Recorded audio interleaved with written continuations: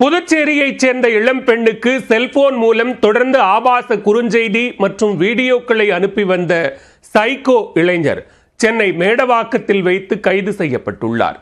7 போலி Insta account மூலம் பாலியல் தொந்தரவு கொடுத்து வந்த நபரை போலீசார் சிக்க வைத்தது எப்படி? புதுச்சேரி மாநிலம் மூலக்குளம் பகுதியைச் சேர்ந்தவர் அந்த இளம்பெண்.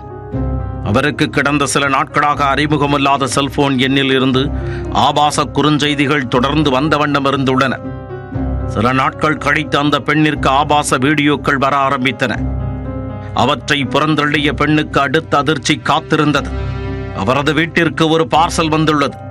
அதை பிரித்து பார்த்தபோது அதில் செக்ஸ் டாய் இருந்தது கண்டு அதிர்ந்து போனார்.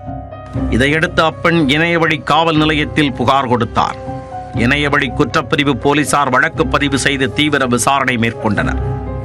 அந்த பெண்ணிற்கு தொடர்ந்து ஆபாச குறுஞ்செய்தி மற்றும் வீடியோக்களை அனுப்பி வந்த நபரின் இன்ஸ்டாகிராம் அக்கவுண்டை போலீசார் கண்காணிக்க ஆரம்பித்தனர்.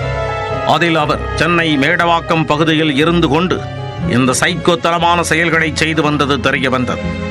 உடனே தனிப்படை போலீசார் சென்னைக்கு விரைந்தனர்.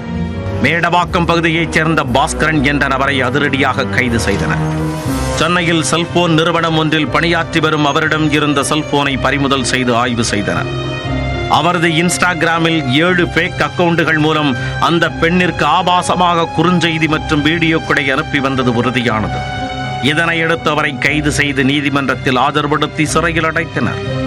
சமூக வலைத்தளங்களில் முகம் தெரியாத நபர்களின் ஃப்ரெண்ட் ரெக்வெஸ்டுகளை அக்செப்ட் செய்ய வேண்டாம் என்றும் தங்களது புகைப்படங்களை பகிர வேண்டாம் என்றும் போலீசார் கேட்டுக்கொண்டுள்ளனர். மேலும் தங்களின் புகைப்படங்களை சோசியல் மீடியாவில் பதிவிடும் பொழுது பிரைவேட் அக்கவுண்டாக பயன்படுத்தும்படியும் போலீசார் அறிவுறுத்துகின்றனர்.